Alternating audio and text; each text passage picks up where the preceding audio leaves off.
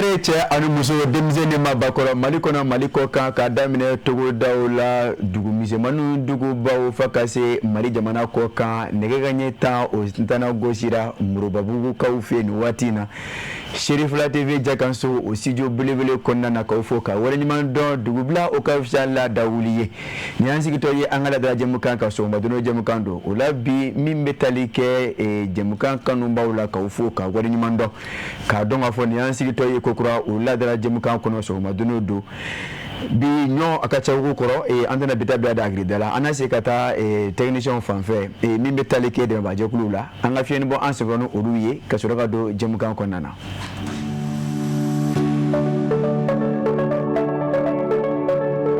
Tout commence ici,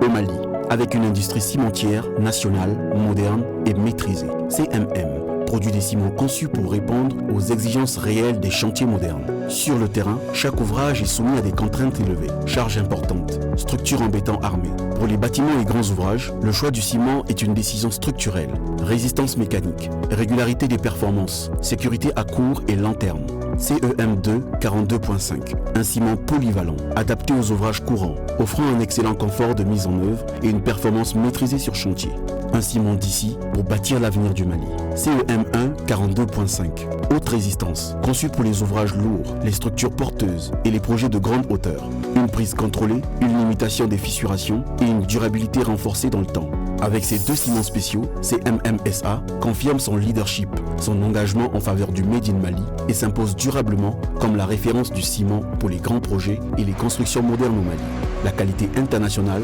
produite au Mali. CMM, le ciment, notre métier. Mamuzo ne de ba fe kan na dumange wa kebi ne kununga da langoloto na min no fe ona de bitu beni zamzam kan na jini ngura boleye abuyo EPC na poulet mbale mamuzo e de ba fe ka ko ke ladia ni salati lale kerengere ne ye ni nga jige kene da safe fe mi mu dunja zamzam kan na jini mbuyo poulet ana EPC du aw melo nyeso ko jini na wiye wale kele aw ba fe ka place spécial la domini kerengere ni guno kele mi me olabi zamzam kan na jini ngura yan pule ana EPC du Mali kono gawu kono donzo dema ya bela jele ka nisodia ni ka tobile ye ejike semenjire ke zamzam ka najini ngura bu yan pule ana EPC ye ko kebe mena ka nisodia ni nga bla munya na ma ko jora ko na fone werela zamzam ka najini ngura bu yo a EPC na pule ka abise ka wuli ka se bebe nyarela immeuble babu yarala Zavia Krefe rue 429 porte M1 wali kala ka daga juru be bamba 76 80 0062 Walegele 76 38 59 59 Zamzam kana jini ngura kuya kule ana EPC Dude bela jele wasara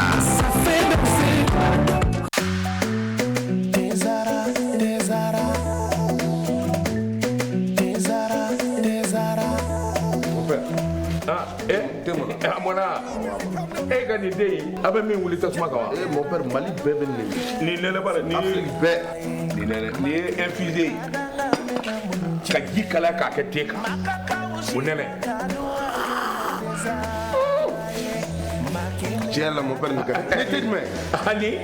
mbo kundo dima te zara mon père am bebe ko kele na sare ni akuma bay e ni do na surprise kilo ni do bien mangani sisan wani ye te ko jara te zara te o ka te de abi sambi sababo ni te wala be ni de ya gla kura ka segi kana na ka ke ko ko wa ne ba infusé de mi ha même bien ya kle quoi appelez moi wa je ma on de je te o ka te la higa so za bole be fali fe ngade Jama jara kadua ke tezara ye makele ngadanga mena buji e Allah farafideno jara kadua ke tezara ye makele ngadanga mena mudunchi ye Allah tezara ni y'an seginne ka dogo kura jimkan kɔnɔ i n'a fɔ n y'a fɔ cogo min na min bɛ tali kɛ bi ye tarata ye juillet tile 21 tarata donyaw jɛmukan kɔnɔ a dɔw yɛrɛ b'a ye k'a fɔ a ɲɔ a ka ca a wugu la kunnafoni balaw bɛ yen maa welelenw bɛ yen an ka nɔngɔn kɔrɔ da waati la mɔgɔw fana bɛ yen o la min bɛ tali kɛ madame Keyita Aminata Traoré i ni sɔgɔma. Nse aw yɛrɛ ni sɔgɔma. Kɔni baasi t'i la. Baasi foyi t'i la. Denbaya don. Baasi foyi tɛ denbaya. Bi ye tarata ye dɛ. Bi ye tarata ye. N'o sera ka ban min fɔ ye o don o bɛ jɛ maaw hakili fɛ. O ye tiɲɛ. Min bɛ tali kɛ nɔngɔn kɔrɔ da wa a dumuni dilan cogo ɲumanw olu bɛ ɲɛfɔ maaw ye olu kɔni ta o la mɔgɔ tɔw bɛ to kɛnɛ ma k'a diya u ye nka anw bɛ an nɔngɔn kuru yan. O ye tiɲɛ. I ni sɔgɔma. Nse kɔrɔ baasi t'a la. Alhamdulilah. Denbayaw dun. Baasi t'o la. An b'a fɔ k'Ala ka tile yɛrɛ d'an ma. Amina rabi. Garisigɛw foni. Amina. Sijan kunnadi. Ami. Ani filɛlibagaw bɛɛ lajɛlen. Ami. E yɛrɛ bilama k'i bɛna fɔ surakamuso dɔ. Yɔrɔ. Ayi bɛ. Bi kɔni an b'olu fɛ yen. Awɔ. An b'olu fɛ yen bi. Ayi ne bilama ye. Nin tɛ bamananziri ye dɛ. Yɔrɔ. Ayi bilama k'i bɛna fɔ surakamuso dɔ. A bɛna fɔ o dɛ. Ayiwa baasi tɛ. N yɛrɛ kan y'a kɔnɔ dɛ. Ne kan y'a kɔnɔ. Jango hala. A y'i minɛ. Yɔrɔ. Ni maa min t'i dɔn a n'a to na k'a fɔ ko surakamuso k'i ni sɔgɔma. O don. Foli lamɛnna. O la n bɛ kɔrɔfɔ segin ma kɛ. An b'a fɔ tobili duman kanubagaw ye bɛɛ lajɛlen ni sɔgɔma tuguni k'u ka jɛmukan mandi daminɛna n'o ye sɔgɔmadon n'o ye rubrique mandi min fana b'a kɔnɔ n'o ye nɔngɔn kuru ni dawa ye n'o ye les plats de chez nous dabɔlen don bɛɛ lajɛlen kama donc n'i kɔni ko les plats de chez nous fɛn bɛɛ b'a kɔnɔ k'a ta dumuni daminɛ n'u b'a fɔ entrée la résistance ani dessert o bɛɛ de b'a kɔnɔ o bɛɛ de bɛ dumuni ko fɔ donc a ye min sɔrɔ ka yira an tɛ jɛ k'o filɛ ɲɔgɔn fɛ an n'an filɛbagaw o bɛ bɛn ka rubrique mandi de don bi an sera an ka musoba dɔ ma an bɛna kuma d'a ma a yɛrɛ bɛna représenter ne ba i ni sɔgɔma n sera ni sɔgɔma i bɛ se k'i tɔgɔ n'i jamu f'an ye ne tɔgɔ Zikira Mayiga ne bɛ bɔ Gawo yan fan fɛ sɔgɔmaden na ne ni n kɔrɔmuso dɔ de tun kan ka nin fɛn in kɛ n'o ye Ayisata Mayiga ale ma se ka ɲan sɔrɔ n'aw bɛɛ b'a dɔn Aca la Serifu ka Aca donc aw bɛna mun de dilan ka jira an na bi sɔgɔmaden na an bɛna bani hari de dilan ka jira o la sɔgɔmaden na bani hari awɔ fɛn ko fɔra an ɲɛna a mɛnna dɛ fɛn o fɛn bɛ bani hari ko in na n bɛna bɛɛ fɛngɛ k'a d'aw ma n'Ala na kira sɔnna aw ni ne an ka jɛ k'o filɛ ɲɔgɔn fɛ n'an bɛ bani hari kɛ an mago bɛ jɔ buwanɛ la ani forontomisɛnnin ani kɔgɔfin ani alikafunɛ n'olu filɛ nin ani nɔnɔ ani ji o y'ale ko bannen pewu o y'a bannen pewu ayiwa an bɛna an ka bani hari daji an bɛ ji dɔɔni kɛ tasa la walasa ka buwanɛ ninnu sanango an bɛ dɔɔni ta an b'o sanango k'o kɛ karafi kɔnɔ an bɛ forontomisɛnnin dɔɔni fana ta k'o sanango k'o k'a la an bɛ kɔgɔfin dɔɔni k'a la mais kɔgɔ bɛɛ bɛ se ka k'ale la kɔgɔ bɛɛ tɛ se ka k'ale la dɛ kɔgɔfin de bɛ k'ale la kɔgɔfin de bɛ k'ale la an bɛ ka d'a la o de ka d'a la i b'a kɛ ka a kana caya la an bɛ alikafunɛ dɔɔni ta k'o k'a la i b'ale daji sɔgɔmadafɛla fɛ yanni i mago ka s'a ma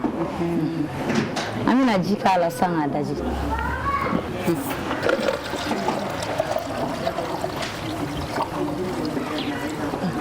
donc i b'ale to tan f'a ka wugu ji la depuis sɔgɔma i b'ale daji k'a bila donc nin ye a fɛngɛni nin y'a fɛnnen bannen sisan an ka buwanɛ daji depuis sɔgɔma a dajilen bannen filɛ nin n'ale dajira ale bɛ kɛ tantɔ de foyi ma kala a ma mixe a ma foyi a yɛrɛ bɛ a fɛngɛ a yɛrɛ ma ka nin textile in de kɔrɔnfɛmɔgɔ bɛɛ folen don yan awɔ n yɛrɛ kɔrɔkɛ ye kɔrɔnfɛmaa ye Dramani Tarawele a folen don nin yɔrɔ in na ale fana ale ma sɔn k'a sekɛrɛnin di ne ma bi ne yɛrɛ wulila ka se fɛ a banna i b'a bɛɛ sɔrɔ donc n'a ɲɛ banna ne fana y'a sekɛrɛnin sɔrɔ sisan an bɛna buwanɛ in sɛnsɛn k'a kɛ fɛnɛ la mais fɛnɛ à part fɛnɛ nɔnɔ wɛrɛ bɛ se ka k'a la ayi a tɛ kɛ nɔnɔ wɛrɛ la a bɛ kɛ fɛnɛ nin de la an y'o faamuya filan bon n tɛna kuma sa mais filan minnu b'an cɛla a ma fɔ k'aw ka taa nɔnɔmugu nɔnilen ta dɛ o ma fɔ aw ɲɛna dɛ ayiwa avec misi fɛnɛ ba fɛnɛ ani saga fɛnɛ kɔrɔnfɛ mɔgɔw b'a ko fɛnɛ o yɛrɛ de la ka caya. Ne ko ɲɔgɔmɛ fɛnɛ bɛ yan. Ɲɔgɔmɛ fɛnɛ yan. Ko wa kɔrɔnfɛ mɔgɔ. O bɛ yen nɔ a bɛ. Ayiwa an bɛna sɛnsɛn sisan an ka fɛnɛ la.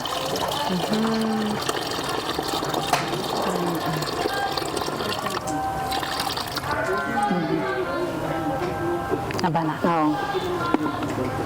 Sisan an bɛna lamaga.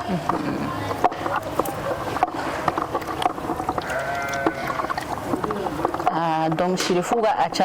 aw tun bɛ duman kan yan. An bɛna ji dɔ kɛ buwani ɲaga in na sisan.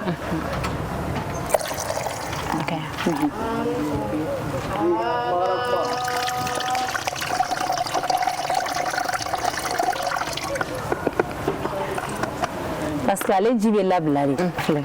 A banna. I b'a dɔn han ni ne ka di ne ye nin wagati o de ka di ne ka tɛmɛ a bɛɛ kan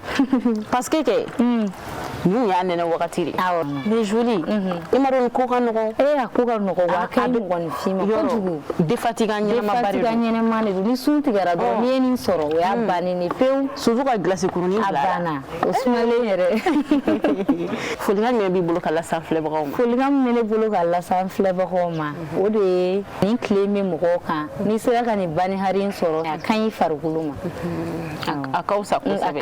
fisa kosɛbɛ mɔgɔninfin ma a musaka fɛnɛ ka nɔgɔn awɔ buwana o nafa tɛ fɔ ka ban foronto fana kuma tɛ kɔgɔfin yɛrɛ o y'a san o y'a bannen nɔnɔ o bɛ filaw bolo an ka filaw sɛgɛrɛ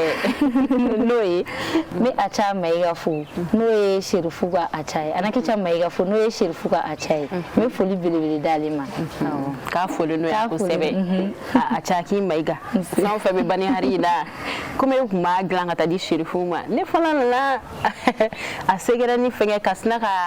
a bɔ k'a yira diɲɛma fana na bani hari ko ye min ye parce que an ɲɛ b'a la a kuma ka ca mais n y'a dɔn Serifu ka a ca ale ni an balimamuso min filɛ na an kɛrɛfɛ n'o ye Zikira ye olu ye a kompan bɔ an na ayiwa ni de tun b'an bolo k'a yira aw la bi n'o ye bani hari ye n'i ye nin bila gilasi kuru la i t'a fila fɔ a k'an bɛɛ diɲɛ waati wɛrɛ.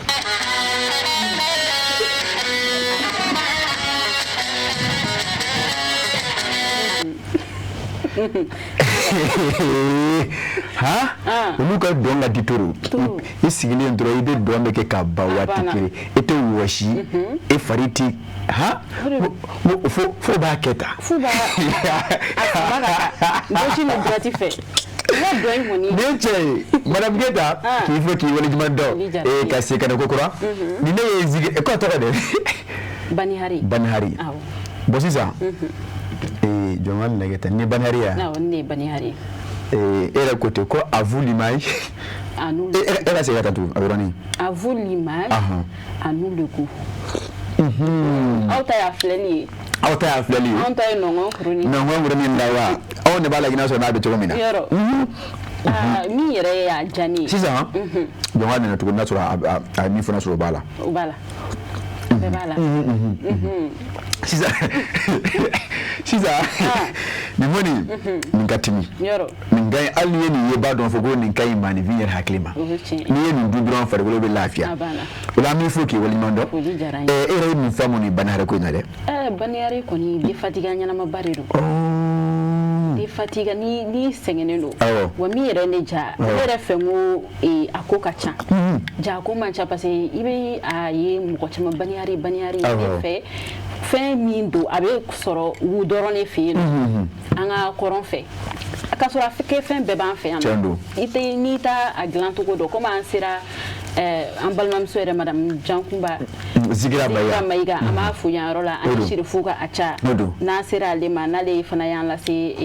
madame Jankunba ma donc i b'a fɔ ko a bɛɛ de bɛ yan nɔ a fɛn bɛɛ bɛ sɔrɔ yan nɔ wa a musaka man ca o don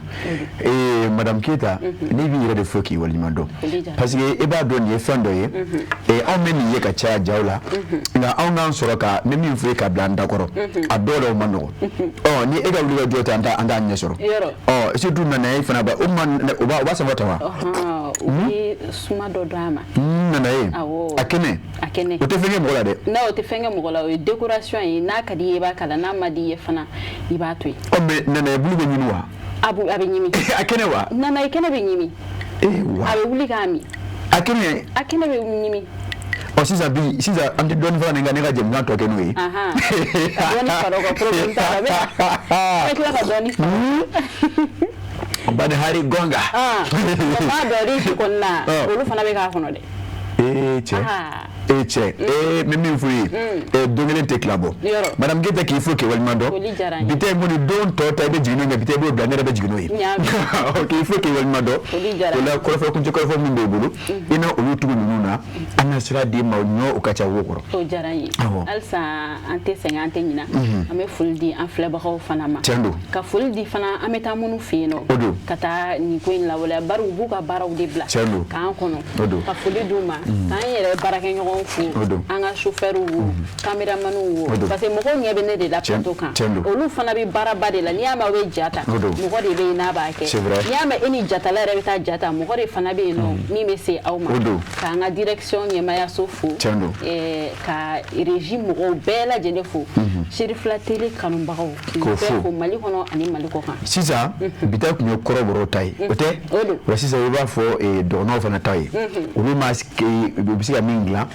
uka ewele anga to fana gla me yewele dono to le ba fo ko akai awan to ve anto ve kamera mi ngani dono to yana anto ve dono to ve ngani fera fu e document va mitota problème da de to ngona ngotui to mi ade o sin photo do awa pamphlet jamawi les plats de chez nous dabolendo bede kama bede de maga cheno ni mami me fait ka participer anga les plats de chez nous là c'est ko ni dongo yira je sais quand on ne ga juro sira là no 79 63 39 59 sera kende 79 biwo da no kononto 63 biworo ani saba 39 bisa ani kononto 59 biburu ani kononto ni mami fana be fe ka jemu kwa injugoro ma kasi rubigi ni ka samorota ki ka jawu fara aka jango ka yanga ekera senekelawo ekera monikelawo ekera jagokelawo ni ba fe kala ko do ka sangani ni rubigi ni ga juri Congo ni madam keta be nyonsoro wala mi fo ki wal mado ni ga jusa refle ne ba fini fana bureau de konondo bi 63 non ma fera mine bureau la ça va bi ça ni konondo bureau ni konondo na la sola awa sorola ola abita kera la bani hari jara agodi de yoro ajara ko se na anse ga suma ni bani hari su ya werebe ube ni mimbe ante no nanoi ola amta etenso fanfo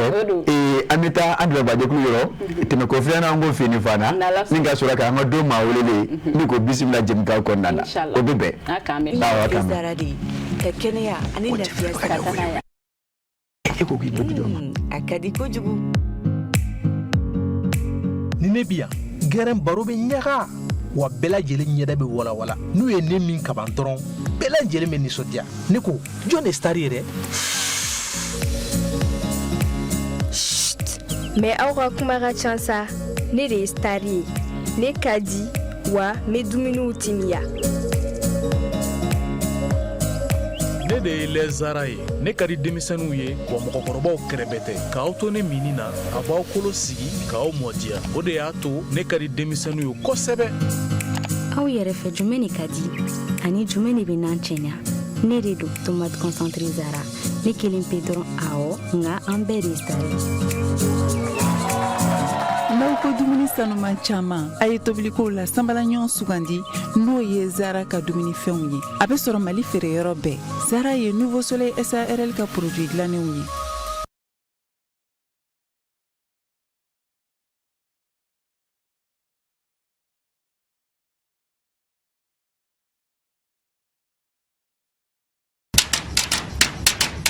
malimamuso ne de b'a fɛ ka na dumankɛ k'a kɛ bi nɛ kunun ka dalankolon to na min nɔfɛ o na de bi to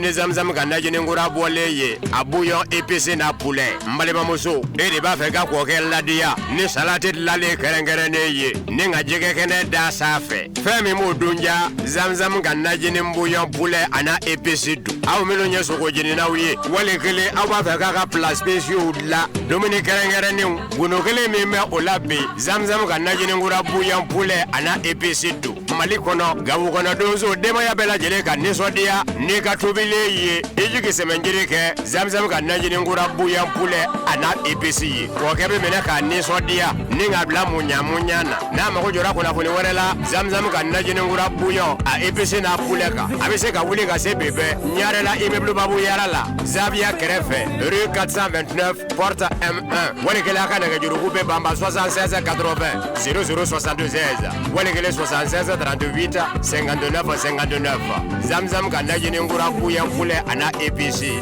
duden bɛɛ lajɛlen wasara.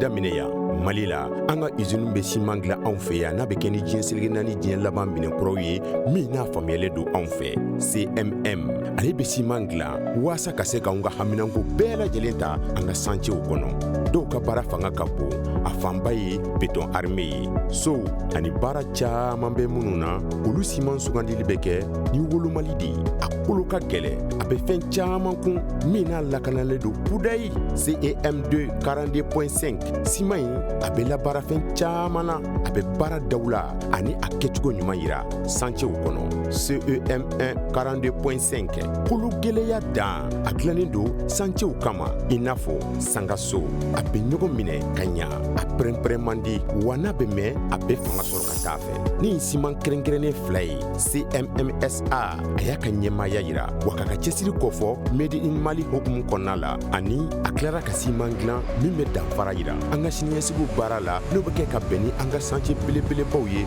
Mali kɔnɔ diɲɛ dilanfɛnw la ŋana dilannen don Mali la ciment an ka baara. Kasika fo ko kuratugu Shirifa TV jakanso kanubaw ka fo ntara nana dantele bato la bamano kote ni ngoni no ngorno dawa anye oblasra madam Keta aletara ananga do mawele amini ombulu ni wati na amafo anga do mawele kwa bismillah ka fo kwa ni sokoma ka kurafo dama ka fo atama sena tugomina ka fo takanyeshi kanuba chamanu musumwa ni wati na maliko na maliko kan ayira tokona ajamu fo ngo fo mawyi anga soro ka do nyingalo ko nana malmake enyamba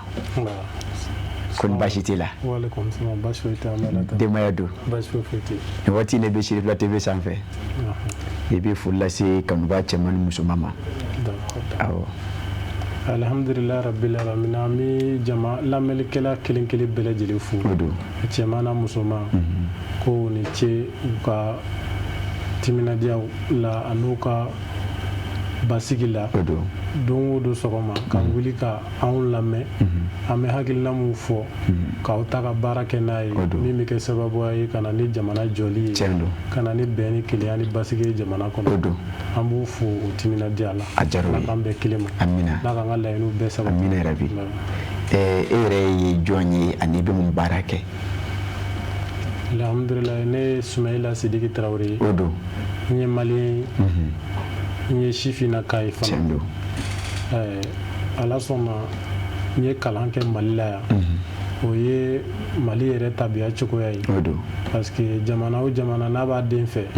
a bɛ a bilasira k'a dɛmɛ k'a ka siniɲɛsigi baaraw ta n'a ye bon ala barika la an faso y'o kɛ n ye bon n bɛ faso fo ka barika da o la bon n yɛrɛ fana ala sɔnna n fana ye dɔnniya min sɔrɔ faut que ne fana ka effort kɛ ka se k'an faso servir ni o ye donc ala sɔnna n ye kalanw kɛ ka defuw kɛ ka bakiw kɛ fo kana universitéw kɛ bon n ka spécialité kɔni kɛra géologie de ye n'o baselen don mine kan bon ala kɔni jɛna n'a ye n y'o kɛ bon on peut m'appeler maintenant géologue en formation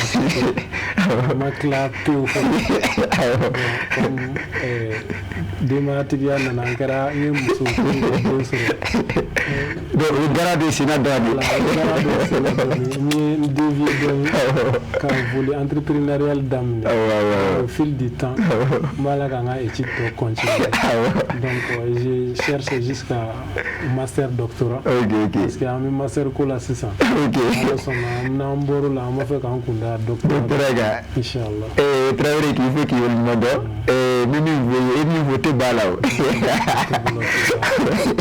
Voilà qu'il faut qu'il veulent madon. Il va y a qu'à faire et quand il y a de nouveautés et Soumana Traoré aller joindre aye kalon ke ya photo mena ebe entrepreneuriat ou do kumuka ire chifina kai ama feka do déjà e kuma do fo e kalamingenu obe sizi anga dugujukoro o nafulo ulu konyo kan o yemini o bi ebe entrepreneuriat kono e ka entrepreneuriat abe sizi ni mungambi la kambe kelema amina la galle no so amina entrepreneuriat sanni anga foka sinsine do minga bi an bɔra ko dɔw de la ka boliboli kana bɛn n'a ye ni bɛ se ka dakurunya fila fɔ o la ka da kan n ye n to kalan na ka enseignement volet minɛ n y'o formation kɛ ka tila fɔ n ye servili kɛ o la jamana kɔnɔ n ye waati kɛ o la n ye à peu près 3 ans kɛ n ye cours di seconde cycle ma n ye cours di lycée ma hali n ye cours di terminal ma voilà dans les années 2016 comme ça mais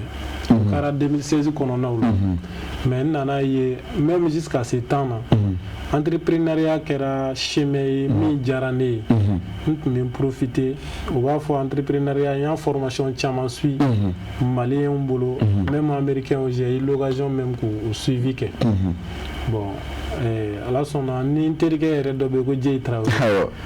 an ye ko caman don ɲɔgɔn na u b'a fɔ entrepreneuriat daminɛ min ma ko les activités pratiques de base bon o kun ye pour que entrepreneuriat kɔnɔ fɔlɔ danaya o de ka gɛlɛn fɔlɔ ni danaya sɔrɔla confiance mana sɔrɔ bon volet min bɛ fɔ i bɛna o opter i fɛnɛ o maîtriser ka ye la bon o sira fɛ an kɔni tun bɛ an y'a daminɛ en forme commerce quoi donc t'a sɔrɔ mɔgɔw mago bɛ minɛn na électronique minɛnw ni fɛnw an bɛ se ka taa ta ka taa a servi clients ye c'est à dire an tɛ intérêt ɲini bon an ye o daminɛ jusqu'à ce que an nana t'o la mɔgɔw ka immobilier ko an nana relation sɔrɔ ni olu ye ka don kow la dɔɔni dɔɔni an ni partenaires ni mɔgɔ caman nana ɲɔgɔn dɔn à tout plan bon jusqu'à ce que ne yɛrɛ ye kalan min kɛ n'o ye mini ye n nana sababu nana kɛ fɔ n nana don forage ko domaine kɔnɔna na en même temps mi commerce kɛ dɛ bon mais n nana don forage ko kɔnɔ o lié do ressources i n'a fɔ dugukolo la bon comme n y'o kalan kɛ o bi géophysique ni géotechnique demandé bon o yɛrɛ ye fɛn ye n y'o kalan kɛ ala barika la n bɛ dɔ dɔn o la bon o ye n servi kosɛbɛ ka n ka chemin n y'a emprunté ça a été une occasion pour moi n yɛrɛ ye baara kɛ mine dɔw la ni Isaï Meni a bɛ tɔgɔ a tɔgɔ Buguni fanfɛla a directeur yɛrɛ vraiment don dɔ la an ye baara kɛ an tilala baara la ne ye yɔrɔsiw ɲini yɔrɔsi minnu bɔra forage la k'olu interpréter a diyara ye kosɛbɛ a y'a fɔ vraiment ko n ka baara y'a maîtrise bɛ na parce que ne yɔrɔsi fɛn o fɛn bɔra kɔlɔn kɔnɔ forage in kɔnɔ sen dɔ la ne y'a bɛɛ fɔ a ye k'a bɛɛ déterminer a ye fo ka taa s'a laban na bon en tant que le directeur a ye an ka société apprécier kosɛbɛ voilà donc ala barika la o kɔni ye n ka métier bi n bɛ o dɔn fo k'o dɔn la forage voilà sisan donc o b'a yira k'a fɔ bi ka jugudenw kɔni sɛnɛ kabini n'a ba maninfinw na e kɛ ne ka sɔnni sigi o kan bi ni o ye forage ye baara min ni e yɛrɛ y'a kanu ka dɔrɔn e ye sifinnaka ye bon n y'a fɔ an b'a fɛ ka masala min kan bi o de ye k'a dɔn sifinnaka ani entrepreneuriat donc sifinnaka o baara a bɛ se ka o kɛ cogo de ka tɔnɔ bɔ a la jan ko jamana yɛrɛ ka se ka a tɔnɔ bɔ o la bi e ka baara ni e ɲɛsin yanfan kɛ mɛ o ye baara ba de b'a sɔrɔ gɛlɛyaw bɛ a la nɔgɔya bɛ a la président yɔrɔ gɛlɛya dɔw sɔrɔla e fɛ ko in daminɛ waati wa e n'a fɔ hali bi an bɛ yɔrɔ min na i bɛ ka gɛlɛya dɔw sɔrɔ a la wa effectivement baara o baara daminɛ na gɛlɛya b'a kɔnɔ hali ni donna baara kɔnɔ gɛlɛya b'a kɔnɔ chaque fois on tend vers la solution an bɛ taa solution de nɔfɛ baara in daminɛ na komi n y'a f'i ye cogo min na au début, c'est-à-dire on m'a formé les activités pratiques de base pour que la confiance soit, que la relation soit, que la maîtrise de soi soit, que le métier comme t'a sɔrɔ a daminɛ na clientèle ti valeur dɔ i la i bi a laɲini cogo min na financièrement ni a ma nɔgɔn ni fond yɛrɛ t'i la t'a sɔrɔ ko dɔw ɲɛ b'i kɔnɔ nka manque de fond bɛ kisi k'a kɛ bon wagati in na an kɔni ye immobilier n'o ye ka dugukolo ɲini mɔgɔw ye wali kelen du jɔlen ka u b'o minnu kɛ fɔ notaire bɛ baara donc an n'o mɔgɔ caman ye ɲɔgɔn dɔn an tun ko an ma lancer o la dɔɔni pour que an ka se ka fond sɔrɔ bon moi ne yɛrɛ je me rappelle ni n terikɛ y'a mɛn nin yɔrɔ la il s'appelle Djei Traoré an delila ka sunkalo kelen complet kɛ an bɛ sun tigɛ kungo kɔnɔ de ni enquêtew la dɔrɔn an bɛ recherchew la o y'a sɔrɔ entreprise dɔ kɛlen don k'i ka usine ko mission confier an na donc an yɛrɛ ka sɔrɔ a fait mission ma ɲɛnabɔ an ye programme baw ta n'a ɲɛnabɔra an b'a kɛ tan bɛ sigi cogo min na bɛɛ lajɛlen n'an ka plan stratégique b'an bolo an y'o ko bɛɛ sigi sen kan ko ni nin kɔni sabatila ni an b'a kɛ tan ni an bɛɛ lajɛlen ka an bɛna bɔ dépendance kɔnɔ mais an ye sunkalo kelen complet kɛ suntigɛ o suntigɛ an b'a kɛ kungo kɔnɔ tellement k'an bɛ recherche mais ala nana n'a ka n'a ye an ma ɲɛ sɔrɔ o ko la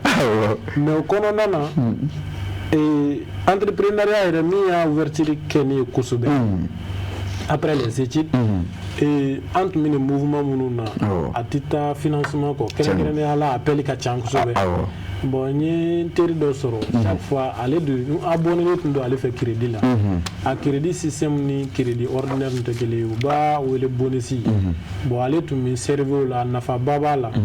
bon n nana o relation sɔrɔ ka n ka partenaire caman fana abonné ale fɛ yen bon abonnement de nana kɛ sababu ye ni a tɔgɔ entrepreneur baw ninnu nana ɲɔgɔn dɔn parce que bɛɛ mago bɛ crédit la o sira fɛ donc communication no échange la ni mɔgɔ caman ye ɲɔgɔn dɔn o sira in fɛ bon o nana favoriser kosɛbɛ k'an ka baara yɛrɛ tɔ ouverture dayɛlɛ n ye kosɛbɛ bon o kɛra introduction mais n ye gɛlɛya sɔrɔ a daminɛ na gɛlɛya sɔrɔ hali ka da ka sun tigɛ kungo kɔnɔ kalo kelen bɔ ɲɔgɔn kɔ gɛlɛya tɛ sisan o la président k'i fo k'i walima dɔn o la an bɛ se k'a fɔ président an bɛ don min na fɔ bi e yɛrɛ kɔni yɔrɔ e tɔgɔ la e bɛ ka baara kɛ e yɛrɛ de ye walima e ni mɔgɔ dɔw de jɛ mɛ ka a bɛ baara kɛ ɲɔgɔn fɛ. Bon, actuellement, c'est deux options. Ne yɛrɛ bɛ ka baara kɛ n yɛrɛ ye dans le volet commercial parce que n'a kɛra mɔgɔw entrepreneuriat kɔnɔ baara caman bɛ yen komi n y'a fɔ électronique ko ninnu na ne yɛrɛ b'o maîtrise de soi bɛ n yɛrɛ la o équipe bɛ n bolo k'o baara kɛ donc olu baaraw bɛ sen na n bolo en personne mais n'a kɛra foration ye bon c'est une équipe bon équipe in filɛ o ye anw bɛɛ de jɛ kan an jɛra k'o kɛ ɲɔgɔn fɛ an bɛ k'o baara in kɛ voilà an b'a la k'o baara in kɛ ɲɔgɔn fɛ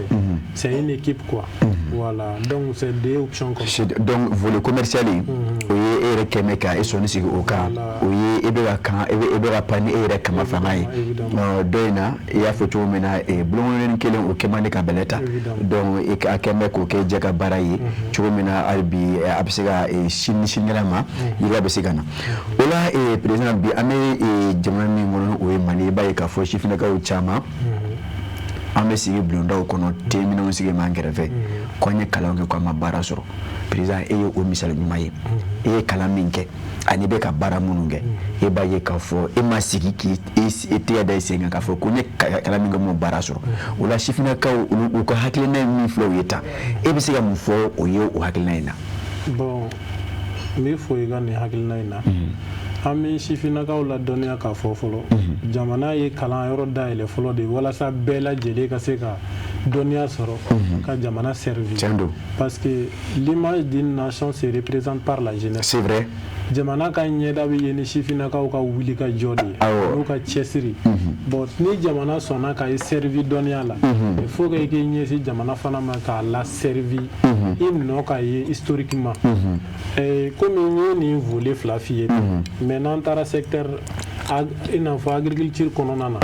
bon o bɛɛ entrepreneuriat domaine ne ma kulonkɛ o yɔrɔ in na fewu sɛnɛ fana wa n ye caman kɛ o la forow bɛ n bolo o la ala barika la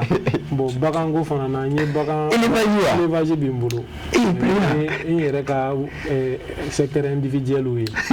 bon kɛrɛnkɛrɛnnenya la n'an 16 ans ta bɛnɛ an ye terikɛ min fɔ toujours an ye an lancé o kow la an ye partenaires kɔni sɔrɔ Mali la an y'an sɔrɔ jamana wɛrɛw la an bɛ bɛnɛ ɲini an bɛ se ka taa fɔ région na villagew la ka taa ni olu bɛ sigi an bɛ coopérer an bɛ olu de ta dugukolo ye an bɛ sumansiw ɲini ka taa an bɛ sɛnɛ kɛ a bɛ tila par exemple ni bɛnɛ an n'olu bɛn convention mun kan ni samiya banna an bɛ baara kɛ ni o ye bɛɛ b'i ka tɔnɔ sɔrɔ bɛnɛ na ani sɔmɔkolo ninnu bɛɛ b'a la bon olu ye volet wɛrɛ y'a dan ma mais franchement o baara in a nafa bɛ ka bonya bi kosɛbɛ jamana in kɔnɔ a nafa bɛ ka bonya kosɛbɛ ni mɔgɔ min bɛ yen ko sifinnakaya la i ka kan ka ɲini ka i ka jamana de dɔn fɔlɔ besoin jumɛn de b'a la ne ka kan ka solution jumɛn de ɲini min bɛ se ka o ko in digérer n'i ye Mali ta Mali ye yɔrɔ ye jiko bɛ bɛɛ la donc o la an ye forage ko min fɔ a nafa ka bon Mali la bagan mara ka nɔgɔ Mali la sɛnɛkɛ yɔrɔ bɛ Mali la dugukoloba bɛ yen donc o la i ka kan ka sifinnaka bɛɛ ka kan ka lajɛ je dois prendre quel projet pour pouvoir satisfaire la population. Bon, olu caman bɛ yen sifinnaka yɛrɛ il faut que hakili miiri yɔrɔ ka janya kosɛbɛ donc hakili min ladilikan min bɛ n bolo yɔrɔ la k'a fɔ n balima sifinnakaw ye o de ye k'a fɔ bɛɛ ye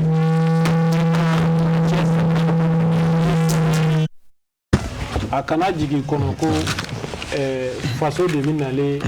i dɛmɛ k'a fɔ ko a ka dɔnniya d'i ma ka tila k'a fɔ ko ale bɛna i ta ka i kɛ fɛn dɔ ye i ka cɛsiri de bi i ta k'i kɛ fɛn dɔ ye donc o la an b'o fɔ sifinnaka bɛɛ ye bɛɛ ka wuli k'i jɔ k'a cɛsiri madama ni dɔnniya dɔ b'i la ka ban il faut faire des formations bɛɛ ma se ka chance sɔrɔ ka kalanjan kɛ mais ni rigueur ni courage ni cɛsiri b'i la ko fɛn dɔ kanu b'i la n'i wulila k'a ɲɛɲini i b'a ɲɛ sɔrɔ siga foyi t'a la an bɛ mɔgɔ caman dɔn Mali la ce sont des entrepreneurs de haut niveau des opérateurs économiques plus même des ajustateurs économiques bon olu bɛɛ n'i y'u bɛɛ ta k'a lajɛ en pourcentage la min kalannen don a la kosɛbɛ a ti tɛmɛ 15% kan a tɔ bɛɛ ye baara in kanu bɛ na n y'a ɲɛɲini k'a dɔn bon o la k'a dɔn ko kalan bɛ fɛn dɔ se mɔgɔ ma théorie yɛrɛ dama tɛ fɛn ɲa pratique c'est la base de tout donc n'i b'a la ka ko min ɲɛɲini yɛrɛ b'a kɔnɔ a terrain kan i bɛ n'a ɲɛdɔn kosɛbɛ donc an b'o ladilikan se sifinnaka bɛɛ ma an bɛɛ ka wuli k'an jɔ président e ta yen mais i y'a fɔ cogo min na o de kama ne ko n ko e bɛ kɛ misaliya ye parce que e ye kɔrɔfɔ daminɛ kɔrɔfɔ la e ye kalan minnu fɔ k'i ye olu kɛ k'a ye k'a fɔ bi e bɛ ka wulikajɔw kɛ dunnakun minnu kan président o bɛ misaliya bɔ hali bi n bɛ segin a kan o b'a to hali bi an minnu sigilen bɛ k'an tɛgɛ da an sen kan k'a fɔ ko n ye kalan in kɛ fo an ka taa bureau kɔnɔ wala n ye kalan in kɛ fo n k'o baara de sɔrɔ i b'a ye k'a fɔ anw sigilen bɛ fili kɔnɔ parce que a dɔw la a bɛ se ka k'an bolo kɔfɛ ta ye ni o ye retard ye o tɛ président min fɔ k'i waleɲuman dɔn k'a fɔ hali bi i nana an ka wele jaabi o diyara n ye ka sɔgɔmadonnaw jɛmukan filɛliba cɛman ni musoman fana b'o fɔ k'o waleɲuman dɔn nin waati in na k'a fɔ an bɛ jɛmukan kɔnɔ hali bi président ɲininkali min bɛ ni bɛna ta k'o ɲɛsin ma o de ye baara in kɔni e y'a daminɛ ka se bi ma e da sera a nacogo ma ani gɛlɛyaw minnu ni olu sɔrɔ a dɔw la gɛlɛya bɛ yɔrɔ min na président bamananw ka kuma don ko k'an ko ma to dɔrɔn dɔnkili la gansan ni fana y'o ye i b'a ye k'a fɔ a dɔw la hɛrɛ dɔw b'a la ka sɔrɔ sɔrɔ o la yɛlɛma minnu donna e yɛrɛ ka wulikajɔw kɔfɛ e ka baara kɛcogo ani ka ɲɛnamaya la ka sanga ni ka lamalama ninnu ye président n'a tila ka kuma di mais ka sɔnni sigi o kan waati kunkurunin kɔnɔna na nka an m'a to i ka sɛgɛnnafiɲɛ dɔɔni bawo i nana dɔrɔn an y'a daminɛ ka bɔ yan fɛ ka na a ma nɔgɔ dɔɔni i bɛ fiɲɛni bɔ e senkɔrɔ dɔɔni e k'a to sɔnni n bɛ kuma di ma o b'a to n bɛ don kunnafoni bala kɔnɔ min bɛ tali kɛ jamana ka fasiri n'o ye histoire ye na o ta ni ye a ta k'a lajɛ min bɛ tali kɛ kunu Mali jamana minisiri la ni a ka baara bɛ taa ka ɲɛsin jago dɔɔni mɛ ba la kunu ani min bɛ tali kɛ o kɔni ye sigi dɔw kɛ sigi in sen fɛ a ye ɲɛfɔli kɛ k'a jira k'a fɔ min bɛ tali kɛ tajiko bonna kun kan maa bɛ se k'a fɔ 75 millions de litres aujourd'hui n'o bɛ se litiri 75 millions bonna kun kan millions 75 millions 75 bɔ ɲɔgɔn kɔ olu kɔni sera ka sɛnsɛnni ka donna ye faso Mali kɔnɔ don min ne an bɛ a la ka hakililajigɛ k'a jira k'a fɔ n'i ye a ta k'a lajɛ a bɛ waati dama bɔ Mali jamana an kun bɛ gɛlɛya kɔnɔna na ka ɲɛsin tajiko bonna kun ye o de tun bɛ sababu jamana ɲɛmaaw ka dɔ fara wulikajɔw kan jan ko o ka se ka fɛɛrɛ ani dawulo tigɛ ka se ka taji salo kanu faso Mali kɔnɔ cogo min na jamana kɔnɔdenw bɛ se ka o sago sɔrɔ a la o de kun kɔnɔna na ka sanga ni kunu sigi ye b'a ye k'a fɔ a yera k'a fɔ jamana ɲɛmaaw ka wulikajɔw kɔnɔ nin waati laban in na min bɛ tali kɛ 75 millions de litres n'o bɛ tali kɛ millions 75 bɔ ɲɔgɔn kɔ litiri la tajiko bonna kun kan o kɔni sera ka sɛnsɛnni ka donna a ye faso Mali kɔnɔ cogo min na ka se ka hakilisigi ani jigisigi na malidenw na baara in a kɛra kunu ka bɛn ni jamana ɲɛmaaw olu ka wulikajɔw ye a kɛra jagokɛlaw cogo la soba kɔnɔ sisimu ni a bɛ don o ka baara tako 27nan 28e session ordinaire o de kɔnɔna na ka ladɔnniya k'a fɔ baara min don a bonya bɛ de kun t'a mɛn ka di Mali jamana minisiri ma min ka baara bɛ taa ka ɲɛsin sanni feere minisiri ma Musa Alasani Jalo o hukumu kɔnɔna na a baaraw senfɛ o labana ka ɲɛfɔli kɛ ɲɔgɔn ye ka daminɛ jɛkalo tile 6 ka taa bila a tile 19 baaraw kɛra cogo di laɲini minnu sabatira janko wulikajɔ minnu kɛra walasa ka se ka tajiw sɛnsɛn ka na faso Mali kɔnɔna na o la ka sanga ni baaraw kunfɔlɔw ye a yera k'a fɔ ka daminɛ jɛkalo tile 6 ka taa bila a tile 15 min bɛ tali kɛ citerne 755 bɔ ɲɔgɔn kɔ olu sɛnsɛnna ka don faso Mali kɔnɔ ka sanga ni opérateur 39 olu ka cɛsiri ni wulikajɔw ye olu minnu labanna ka se ka kɛ sababu ni ye an ka station 24% de station 100 ani nani bɔ ɲɔgɔn kɔ ka se ka olu bɛɛ lajɛlen sɔn taji la min bɛ tali kɛ ya tuma bɛɛ la jolo tile 17 ka taa bila tile 19 min bɛ tali kɛ citerne 192 bɔ ɲɔgɔn kɔ olu fana ni y'a fara ɲɔgɔn kan taji hakɛ min kun bɛ a kɔnɔ a bɛ se 40 millions 40,9 millions de litres bamanankan ma nɔgɔ kosɛbɛ a bɛ se litiri millions 40 ani bɔ ɲɔgɔn kɔ ma o hukumu kɔnɔna na a kɛra sababu opérateur économique 42 bɔ ɲɔgɔn kɔ olu ka wulikajɔw sɛbɛn kɔrɔ bonya na o dɔ la ka na faso Mali kɔnɔ ni ye a ta k'a lajɛ ka jira k'a fɔ o faralen o ka i b'a ye k'a fɔ citerne 432 kun bɛ a la minnu kun falen don gasoil la citerne 408 olu kun falen bɛ essence na ka se 51 o kun ye fiyɛli ye 11 o kun ye gaz butane ye ministère y'a jira k'a fɔ ni ye a ta k'a lajɛ ninnu faralen ɲɔgɔn kan binna ka biya maa bɛ se k'a fɔ jigisigi ani hakilisigi bɛ Mali jamana kɔnɔdenw na ka sanga ni taji bonna kun ye bawo bi ko ni taji ko o gɛlɛya tɛ Mali jamana kɔnɔna na maa bɛ se k'a fɔ nin cogo la o hukumu kɔnɔna na a labanna ka foli ta ka ɲɛsin maa o maa minnu ka wulikajɔw ka bon kosɛbɛ ninnu dɔ la ka na jamana kɔnɔna na ka jira k'a fɔ jamana ɲɛmaaw hakilina de ye nin ye ka se ka nin baara ninnu sinsin faso Mali kɔnɔna na janko tajiko gɛlɛya min bɛ jamana kɔnɔ olu ka ban a labanna ka foli ta ka ɲɛsin kɔnɔwɛrɛ jamana kɔnɔna na cɛkɔrɔba min bɛ ni o société de gestion des stocks pétroliers o kɔfɔ ka jira k'a fɔ o ye yɛlɛma don o ka baara kɛcogo la o de kɛra sababu taji ka salo teliya la ka na faso Mali kɔnɔ ni ka laban ka jira k'a fɔ nin kɛwale ninnu ni dɔ ma fara a kan fɛn tɛ bɔ a la cogo min na donna an nataw la tajiko gɛlɛya a ka se ka bila dɔfɔ kɔnɔna na cogo min na fasili don an y'a salo ka bɔ histoire kɔnɔ ka sanga ni o ka bi bɔli n'an y'o bila an bɛ indépendant ta n'o o bɛ kannabila ko fɔ n'an y'o ta an bɛ taa kalabankorokaw fɛ ka jira k'a fɔ ka sanga ni o ka karabo kewale do ye min be ke o fait ka siga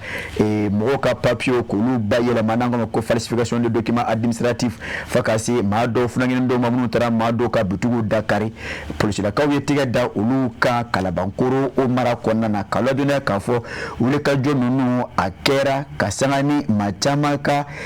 dama kasili ni ya ira ka fo gafe do ko ne bala ka di ulumo munte gafe munoni wa donone baye ka fo kulu do kunsigi me ma do fe obi oyere ke ka fo obi sika papier nunu nyinabo kama solo ke o ka bara ketate o de atu jikolo kleta anu woro kasangani oyi mi metalike brigade de chiresi la commissariat de police kalabangoro ka ofi o konne wuli ka joke kata tiga da masaba bonwangu ka masaba munundo mf sambisa bani nani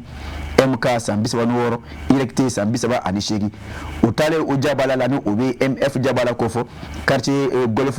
golfu konana ebaye kafo utara so yi mi metalike papier badena otome aka so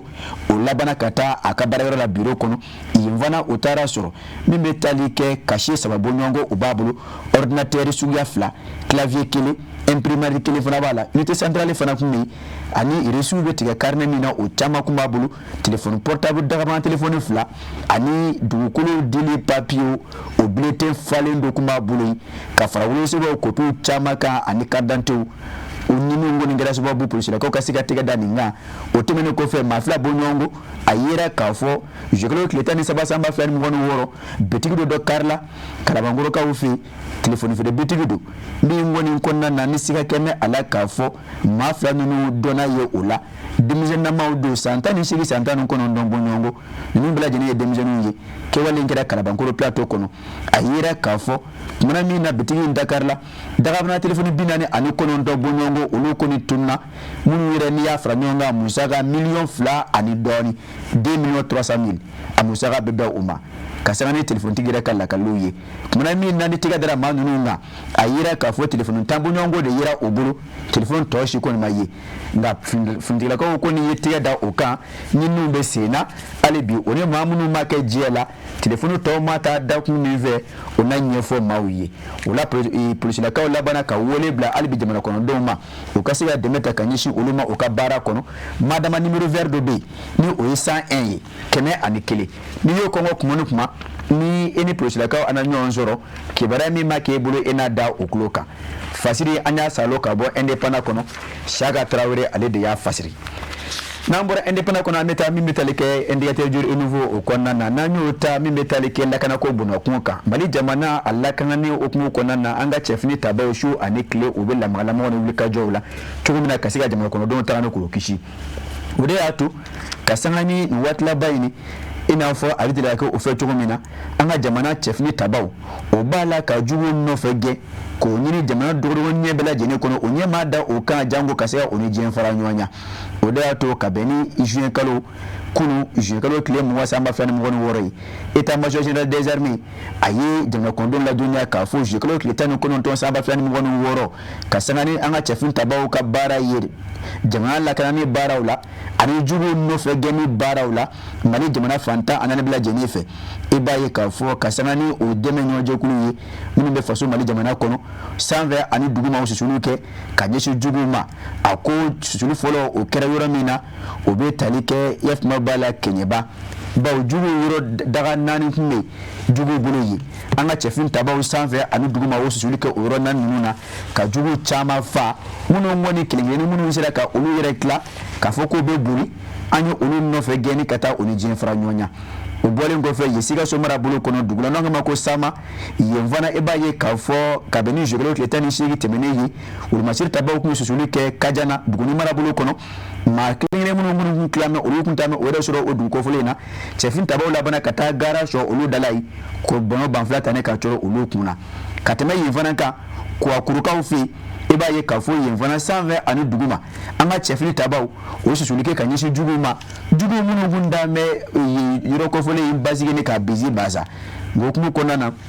u ka batakiya yira k'a fɔ hali bi baaraw bɛ sen na jango ju hakɛ min f'a la kɔkuru o da ka se k'a fɔ jamana kɔnɔdenw ye état major général labanna ka foli ta ka ɲɛsin cɛdenw ma hali bi u ka jamana kanu baara la u ka cɛsiri ni wulikajɔ baara la baara kɛ ɲumanya la hali bi k'a ɲini jamana kɔnɔdenw fɛ dɛmɛ ni dɛmɛ ka ta hali bi ka ta ka ɲɛsin an ka cɛfini tabaw ma olu minnu ye kalankasiɲɛ kɛ jango ka se ka jamana ye ani jamana kɔnɔdenw ni o bolokɔnɔfɛnw ta ni k'o kisi baara min ni u bɛ o la dugu jɛgo 20 o baara ka se kɛ o fɛ hakilisigi kɔnɔna na Tayiru Mali ale de y'a fasiri an y'a salo ka bɔ indicateur juru nouveau o kɔnɔna na bi kunnafoni bala ana o bila ya ka sigi ka doko kura hali bi jɛmukan kɔnɔna na n'an ka do ma welele ye o kuma kɔnɔna na Sumaila Traoré n y'a diya ka fɔ sisan kɔni i ye sɛgɛnnafiɲɛbɔ dɔɔni sɔrɔ n ye ɲininkali min kunkɔri an na don o kɔnɔna na baara min n'i b'a la i da sera gɛlɛyaw ma i ye welekan kɛ ka ɲɛsin sifinnakaw ma o la n ye ɲininka baara in yɔrɔ ma bɛ se ka fɔ bi i b'a la ka bɔ a nu ma wa alhamdulilayi n bɛ Ala fo ka barika da o don n b'a la ka bɔ a nu ma parce que baara o baara n'i y'a kanu tiɲɛ don i b'a ɲɛ dɔn siga foyi t'a la o don wa ni fana y'a minɛ ni sɛbɛ ye Ala bɛ barika don a la tiɲɛ don wa ni Ala ye barika don a la i bɛ tɔgɔdiya sɔrɔ a la i bɛ fɛn sɔrɔ a la tiɲɛ don donc an bɛ Ala fo ka barika da bi an bɛ cɛsiri minnu ni wulikajɔw la an ka baara la n'o ye baara ye an ye baara min kanu k'a fɔ ko an bɛ o kɛ ka mɔgɔw lafiya o don a bɛ ka an yɛrɛ lafiya Ala k'an bɛɛ lafiya amina yarabi président o la an b'i fo k'i waleɲuman dɔn n'i ye a ta k'a lajɛ a tɛ taa o kɔ sisan an bɛ waati min na Mali jamana kɔnɔ maa dama sifinnakaw olu jɔyɔrɔ ka bon kosɛbɛ jamana basigi la président e bɛ mun fɔ sifinnakaw ye an ka dɔ bɔ Granateni Baden ani mɔgɔkɔrɔfɔba ani burujaliba la an ka wuli ka dɔ kɛ jango ka yira k'a fɔ bɛɛ lajɛlen seko bɛɛ jamana jɔli baara la président merci an b'i fo o kunnafoniya diyara n ye kosɛbɛ ni n ko n bɛna ale bilasirali kɛ o la faut que n ka o kɛ ni sɛbɛ ye ne yɛrɛ ye sifinnaka ye e yɛrɛ ye sifinnaka ye bon président yɛrɛ min bɛ an kunna sisan an b'a fo o don général Darmeyassini Goyita cɛsiri la an b'a fo ka n'a ka équipe bɛɛ lajɛlen fo o bɛ cɛsiri min na a dogolen tɛ ayi ale fana tilala ka bolofa da sifinnakaw kan o b'a jira sifinnakaw olu ka wuli ka o jɔ n delila k'a fɔ n ka kuma dɔ la ka tɛmɛ ko n'i ye jamana o jamana tɔgɔ mɛn sen t'a fɛ bolo t'a fɛ da t'a fɛ mais jamanadenw da b'i la kuma minnu fɔ jamana bɛ dɔn ni o de ye o senw bɛ lamaga minnu kɛ jamana bɛ ye ni o de ye bolo bɛ farali min kɛ ɲɔgɔn kan ka baara minnu kɛ fo de bɛ kɛ sababu ye ka sow jɔ ka na ni yɛlɛma ye ka na ni ɲɛda kura ye jamana bɛ dɔn ni o qualitéw de ye bon o de la jamana sen n'a bolo n'a da o ye jamanadenw yɛrɛ ka ɲɔgɔn minɛ ye ka da ka kuma kelen fɔ bolo ka ɲɔgɔn minɛ senw ka jɛ ka taa sira kelen fɛ donc an bɛ min banba sifinnakaw ka nin yɔrɔ la o de ye k'a fɔ mɔgɔ dɔ kana i sigi k'a fɔ ko fɔ jamana ni dɔnniya b'i la i jilaja i ka jamana servi ni dɔnniya yɛrɛ t'i la ni kɛnɛya b'i la i jilaja i ka wuli ka dɔnniya ɲini i ka se ka jamana servi parce que nin bɛɛ b'i jamana de kan bon an b'a dɔn jamana b'a se la ko a kɛra cogo o cogo majɛw bɛ yen mais o ye ɲɛnɛmaya taga cogo ye bon sifinnakaya kɔnɔna na e ka kan ni fɛn min ɲɛɲinini ye k'a dɔn n'i m'a kɛ a wagati la a bɛ kɛ degun ye an filɛ ka appel kɛ téléphone minnu na Ala m'a dilan adamaden dɔ de y'a dilan bon apparemment fɛn mobili ni fɛn ninnu bɛɛ ye adamaden kɛlen ka i sigi ka hakili ta ka miiri jan kɛ fo ka résultat sɔrɔ bon ne yɛrɛ b'o seereya an ka domaine kɔnɔ ni o ye géologie ye ni ɔrɔsi nin bɛɛ de bɛ bɔ ɔrɔsi la ɔrɔsi ye mun ye ɔrɔsi ye i n'a fɔ l'ensemble des minerais n'a fɔra ko l'ensemble des minerais minerais ye i n'a fɔ fɛn kisɛ dɔ de i n'a fɔ fɛn dɔ de don makoɲɛfɛn de don n'a farala ɲɔgɔn na a bɛ se ka jaabi dɔ di bon an ma misaliya ta sanu o bɛ wele minerais cuivre est minéré, fer est minéré. Mais l'ensemble de ces regroupements, nous farala ɲɔgɔn na. On appelle ça roche. Bon, roche de ni fɛn bɛɛ bɛ bɔ roche la. Téléphone, pièces, télé, mobile, avion, a fɛn bɛɛ bɛ bɔ dugukolo jukɔrɔ. Mais ala de y'u da ye naturellement créé. Mais adamaden yɛrɛ ka cɛsiri n'a ka wuli ka jɔ de bɛ taa nin fɛnw ɲɛɲini ka tila k'a sogolo ɲɔgɔn kan. Ala bɛ barika don a la. O yɛrɛ la ala barika la k'an ka kalan in sira fɛ après les études komi études ka i n'a fɔ recherche ka di ne ye ala barika la ne ye enquête caman kɛ nin fɛnw kan surtout l'utilité des roches a bɛ se ka nafa jumɛn ɲɛ n bɛ se ka dɔɔnin fɔ o la bi ala barika la o ye kɛla n yɛrɛ ka études ni n ka minnu kɔfɛla la bon o ye sifinnaka bɛɛ n'i ye fɛn ɲɛɲini i b'a ɲɛ sɔrɔ i bɛ se k'i yɛrɛ nafa i bɛ mɔgɔ wɛrɛ nafa président min fɔ k'i waleɲuman dɔn ko waati nani jɔ président o ta mobili ma fɔ cogo o cogo k'aw m'o fɔ o yɔrɔ o place na sɔrɔ o la an ka kɔrɔfɔ segi matériel la an ka kɔrɔfɔ kuncɛ kɔrɔfɔ tuguni na président ka jɛmukan ni k'o bila yan awɔ vraiment an b'i yɛrɛ fo kosɛbɛ a diyara n ye i ka cɛsiri n'i ka wuli ka jɔ la président a dugawu k'an ye komi anw ye entrepreneur ye kuma caman na sɔgɔmada b'i sɔrɔ so ni i ka émission vraiment i b'i cɛsiri la i bɛ wuli ka jɔ la surtout i bɛ jamana kunnafoniya minnu di a bɛ jamanadenw a b'u hakili sigi kosɛbɛ a diyara n ye président puis état ka kan ka nin ko dɔn a ye kosɛbɛ vraiment ni e ka jamanadenw hakili sigi kunnafoniya ye fɛnba de ye téléso yɛrɛ n'o ye TV Serifula ye ala ka barika don ala ka laɲiniw sabati vraiment an bɛ auditeurs bɛɛ lajɛlen fo olu yɛrɛ minnu bɛ lamɛnni na u ye téléso in suganti téléso ka baarakɛla ɲɛ ani bɛɛ farala ɲɔgɔn kan ka valeur don ni téléso in ni karamɔgɔba min a Seydi Sherif Usumani Madani Hayidara an b'a fo nin kɛnɛ kan a n'a ka tɔnden bɛɛ lajɛlen a n'a ka président n'o ye Modibo Jalo ye a n'a ka bureau den an b'o bɛɛ fo k'a fɔ ko u bɛ cɛsiri min na jamana in kɔnɔ ala ka u fanga se amina yarabi ala ka jamana in basi ala ka jamana in basi amina yarabi ala ka an yɛrɛ kɛ fasoden ɲuman ye an ka kɛ faso jɔla ye ala ka n'an kɛ faso ci la an b'a bɛɛ fo k'a bɛɛ barika o de tun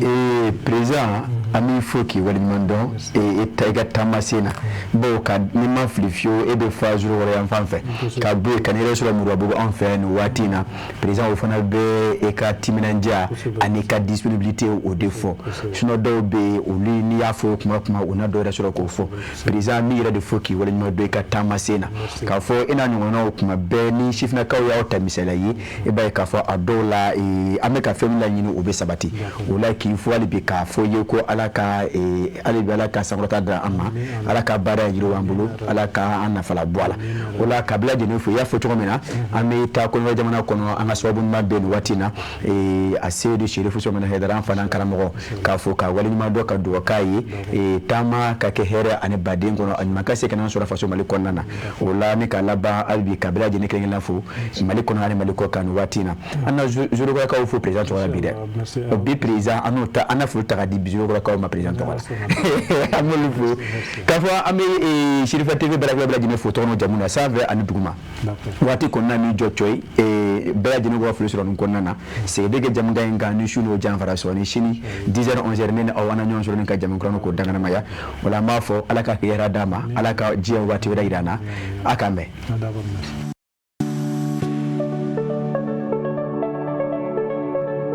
A bɛ daminɛ yan Mali la an ka usine bɛ siman dilan anw fɛ yan n'a bɛ kɛ ni diɲɛ seleke naani diɲɛ laban minɛnkuraw ye min n'a faamuyalen don anw fɛ CMM ale bɛ siman dilan waasa ka se k'anw ka haminanko bɛɛ lajɛlen ta an ka santiw kɔnɔ dɔw ka baara fanga ka bon a fanba ye béton armé ye sow ani baara caman bɛ minnu na olu siman sugandili bɛ kɛ ni wolomali de ye a kolo ka gɛlɛn a bɛ fɛn caman kun min n'a lakanalen don kudayi CEM2 42.5 siman in a bɛ labaara fɛn caman na a bɛ baara daw la ani a kɛcogo ɲuman yira santiw kɔnɔ CEM1 42.5 kolo gɛlɛya dan a dilannen don santiw kama i n'a fɔ sangaso a bɛ ɲɔgɔn minɛ ka ɲa a pɛrɛnpɛrɛn man di wa n'a bɛ mɛn a bɛ fanga sɔrɔ ka taa fɛ ni siman kɛrɛnkɛrɛnnen fila ye CMMSA a y'a ka ɲɛmaaya yira wa k'a ka cɛsiri kɔfɔ Made in Mali hokumu kɔnɔna la ani a tilara ka siman dilan min bɛ danfara yira an ka siniɲɛsigiw baara la n'o bɛ kɛ ka bɛn ni an ka santier belebelebaw ye